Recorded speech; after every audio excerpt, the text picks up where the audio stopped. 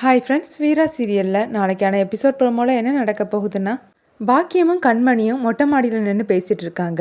பாக்கியம் கண்மணிக்கிட்ட செத்தாலும் அவன் கூட சேர மாட்டேன்னு சொன்னா, இப்போ என்னென்னா அவன் கையை இவளே பிடிச்சிட்டு வீட்டுக்குள்ளே வராளடி.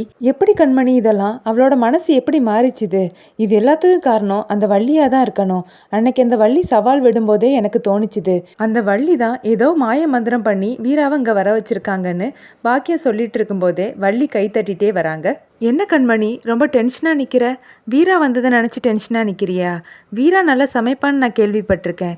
வேணா அவகிட்ட சொல்லி சூடாவோ இல்லை கூலாவோ ஏதாவது கொண்டு வர சொல்லட்டுமான்னு கேட்குறாங்க. கண்மணி வள்ளியை பார்த்து மறைக்கிறாங்க. அன்னைக்கு என்ன சொன்ன? கொத்து சாவியை உன் கையில் கொடுக்கணுமா? அதுவும் சரிதான், நானும் முடிவு பண்ணிட்டேன். கொத்து சாவி மட்டும் இல்லை, இந்த வீட்டோட பொறுப்பையே நான் என் மகள்கிட்ட கொடுக்க போகிறேன். மகன்னு சொன்னதும் யாரான்னு யோசிக்கிறியா? நான் என் பொண்ணு வீராவை தான் சொன்னேன். அவகிட்ட இருந்தாதான் அது பத்திரமா இருக்கும்னு சொல்ல, அப்போ கண்மணி கிட்ட இருந்தா பத்திரமா இருக்காதான்னு பாக்கியம் கேட்குறாங்க.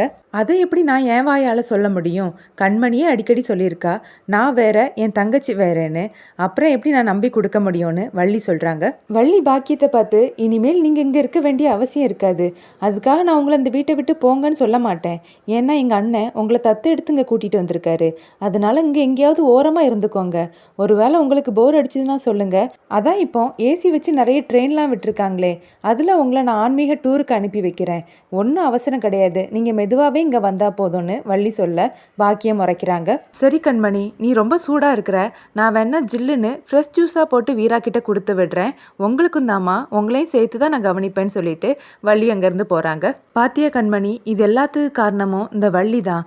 இவ தான் ஏதோ சொல்லி வீராவை இங்கே வர வச்சிருக்கா. இனிமேல் நம்ம போடுற திட்டத்துக்கு வீரா தடையா இருப்பாளேடி, நம்ம என்ன பண்ணுறதுக்குன்னு பாக்கியம் கேட்க கண்மணி கோவமாகவே நிற்கிறாங்க. ராகவனும் கார்த்திக்கும் பேசிட்டு நிற்கிறாங்க. அப்போ வள்ளி அங்கே வந்து, நம்ம மாறனுக்கு ஃபர்ஸ்ட் நைட்டுக்கு ஏற்பாடு பண்ணணும். இந்த ராகவா, இந்த பணத்தை வச்சுட்டு பூ மார்க்கெட்டில் போய் 3 கூட பூ வாங்கிட்டு வந்துடுன்னு சொல்கிறாங்க. அப்புறமா கார்த்திக்கிட்ட, நீ தான் மொபைலை தட்டிக்கிட்டே இருப்பியே, அதில் இந்த ஃபர்ஸ்ட் நைட்டுக்கு எப்படி அலங்காரம் பண்ணணும்னு பார்த்து டவுன்லோட் பண்ணி காட்டு, அதே மாதிரியே செஞ்சிடலான்னு சொல்ல, அத்தை நீ சொல்கிறதெல்லாம் கேட்கும்போது நல்லா தான் இருக்குது, ஆனால் இது மட்டும் அப்பாவுக்கு தெரிஞ்சுது அவ்வளோந்தான் ராகவன் சொல்கிறாங்க. ஊனா அப்பாவை பற்றியே பேசாதீங்கடா. இதுவே உங்கள் இடத்துல மாறன் இருந்திருந்தா இப்படியெல்லாம் யோசிச்சிருக்கவே மாட்டான். என் அப்பாவை விட என் அண்ணனுடைய வாழ்க்கை தான் முக்கியம்னு சொல்லி எதை நினச்சும் கவலைப்படாமல் ஃபர்ஸ்ட் நைட்டுக்கான ஏற்பாடை பண்ணியிருப்பான்னு சொல்கிறாங்க. கார்த்திக்கும் ராகவனும் அமைதியாக நிற்கிறாங்க. நீங்கள் செய்யலைன்னா என்னடா, எங்களுக்கு வேறு ஆள் இல்லைன்னு நினச்சிக்கிட்டீங்களான்னு சொல்லி வள்ளி கடையில் இருக்கக்கூடிய பசங்களுக்கு கால் பண்ணுறாங்க. சொல்லுங்கம்மான்னு அந்த ஆள் கேட்க, நம்ம மாறனுக்கு இன்னைக்கு ஃபர்ஸ்ட் நைட் ஏற்பாடு பண்ணியிருக்கோண்டா, நீங்கள் தான் வந்து எல்லா அலங்காரமும் பண்ணணும், கூட 4 பசங்களை கூட்டிகிட்டு வந்துடுன்னு சொல்லி ஃபோனை கட் பண்ணுறாங்க. இன்னும் கொஞ்ச நேரத்தில் என் மாறனோட தளபதிகள் வந்து எல்லாத்தையும் பார்த்துப்பானுங்கடா. இங்கே பாருடா கார்த்தி, நீ போய் உன் அப்பா கூட சேர்ந்து கணக்கு வழக்க பாரு. இங்கே பாருடா ராகவா, உன் பொண்டாட்டி கண்ணை உருட்டிட்டு இருப்பா, நீ அவளை போய் பார்த்துக்கோன்னு சொல்லிட்டு வள்ளி பணத்தை வாங்கிட்டு உள்ளே போகிறாங்க. மாறன் வீட்டு வாசலில் வந்து நிற்கிறாரு. இந்த சுடுதண்ணி காஞ்சதும் சீக்கிரமாக குளிக்கணும்னு சொல்லிட்டு இருக்கும்போதே அங்கே வள்ளி வராங்க. டே மாறா, உன்னை பார்க்கும்போது எனக்கு ரொம்ப சந்தோஷமாக இருக்குடா. எப்படிடா அவள் மனசை மாற்றி இங்கே கூட்டிகிட்டு வந்தேன்னு கேட்குறாங்க. நான் இங்கே அவளை கூட்டிகிட்டு வந்தேன், அவள் தான் என்னை கூட்டிகிட்டு வந்தான்னு சொல்லி மாறன் நடந்ததை சொல்கிறாங்க. அதை கேட்டு வள்ளி சிரிக்கிறாங்க. எனக்கு என்னவோ உன் மேலே தான் டவுட்டாக இருக்குது அத்தை. நீ வந்துட்டு போனதுக்கப்புறம் தான் அவள் இந்த மாதிரியெல்லாம் நடந்துக்கிட்டா. நீ என்ன சொன்ன அவகிட்டன்னு மாறன் கேட்க, நான் வழக்கம் போல தான் அவகிட்ட மாறன் நல்லவன் சொல்லி பேசினேன், வேற எதுவும் நான் பேசலைன்னு வள்ளி சொல்கிறாங்க. இல்லையே, என்னால் நம்ப முடியலேன்னு மாறன் சொல்லும்போது, நான் பேசினது மட்டும் இல்லைடா, அக்கம் பக்கத்தில் உள்ளவங்களும் அவகிட்ட பேசியிருப்பாங்களா இருக்கும், அதனால தான் அவள் அந்த முடிவு எடுத்திருக்கிறான்னு வள்ளி சமாளிக்கிறாங்க. மாறனும் வள்ளியும் பேசிட்டு இருக்கும்போதே அங்கே கடையில் உள்ள பசங்க வராங்க. அண்ணன் வாழ்த்துக்கள் அண்ணன், இன்னைக்கு உங்களுக்கு ஃபர்ஸ்ட் நைட்டுன்னு வள்ளியம்மா ஃபோன் பண்ணி சொன்னாங்க, அதுக்கான அலங்காரம் பண்ணுறதுக்காக தான் நாங்கள் வந்திருக்கோன்னு சொல்ல, அதை கேட்டு மாறன் வெக்கப்படுறாரு. டேய் மாறா, அதுக்குள்ளே அவன் வாழ்க்கையில் எல்லாமே நல்ல விஷயமா நடக்குதடா எப்படின்னு சொல்லி யோசிச்சுக்கிட்டே உள்ளே போகிறாரு. மாறன் பாட்டு பாடிட்டு உள்ளே போகிறத கண்மணி கவனிக்கிறாங்க. அப்புறமா வள்ளிக்கிட்ட, உங்களுக்கே வெக்கமா இல்லை? வீராக்கு அவனை கண்டாலே பிடிக்காது, நீங்கள் என்னென்னா ஃபர்ஸ்ட் நைட்டுக்கு ஏற்பாடு பண்ணியிருக்கீங்கன்னு கேட்க, பிடிக்காம தான் வீரா அந்த வீட்டுக்கு வந்திருக்காளா? நீ தான் நியாயமா முன்னாடி நின்று இதெல்லாம் நடத்தியிருக்கணும், நீ செய்யாததுனால தான் இதெல்லாம் நான் செய்ய வேண்டியதாக இருக்குதுன்னு வள்ளி சொல்ல, என்ன ஆனாலும் சரி இந்த ஃபர்ஸ்ட் நைட்டை நான் நடக்க விட மாட்டேன்னு கண்மணி சொல்கிறாங்க. இந்த ஃபர்ஸ்ட் நைட் நடக்கணுமா வேண்டாமான்னு சம்மந்தப்பட்டவங்க தான் முடிவெடுக்கணும். இதில் வேற யாரும் முடிவெடுக்கிறதுக்கு அதிகாரம் கிடையாது. ஆமாம், அவங்க 2 பேரும் சரின்னு சொல்லும்போது நீ எப்படி தடுத்து நிறுத்துவ? 2 பேருக்கு இடையில செவுரு எழுப்பி வைப்பியான்னு கேட்டு கிண்டல் பண்ணுறாங்க. கண்மணி அப்புறமா வீராவை போய் சந்திச்சு பேசுகிறாங்க.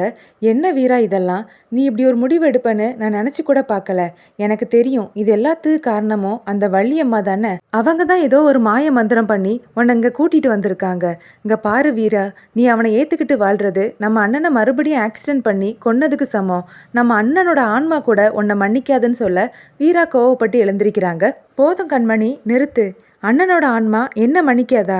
அண்ணன் உயிரோடு இருந்தாலும் கூட நான் எடுத்த முடிவு தான் சரின்னு சொல்லியிருக்கோம். இப்போ நான் அவனோட சேர்ந்து வாழ்றது கூட உனக்கு கஷ்டமாக இருக்காது.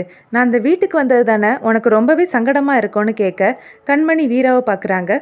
தெரியும் கண்மணி, நாங்கள் இருந்தால் நீ போடக்கூடிய திட்டத்தெல்லாம் நான் தடுத்து நிறுத்திடுவேன் தானே நீ வருத்தப்படுறேன்னு கேட்க, யாரு இதெல்லாம் அந்த வள்ளியம்மா சொல்லி கொடுத்தாங்களான்னு கண்மணி கேட்குறாங்க. கடவுளே வந்து சொல்லியிருந்தாலும் நான் நம்பியிருக்க மாட்டேன், ஆனால் நீயே சொல்லிட்டியே கண்மணின்னு வீரா சொல்கிறாங்க.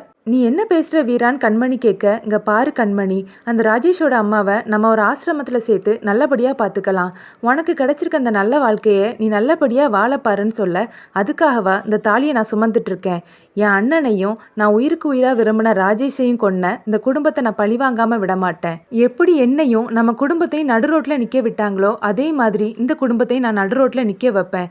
அதுதான் என்னோட சந்தோஷம், நிம்மதி எல்லாமேன்னு கண்மணி சொல்ல, நீ தப்பு பண்ணுற கண்மணி. இந்த வீட்டில் இருக்கக்கூடியவங்க எல்லாருமே பாவம்.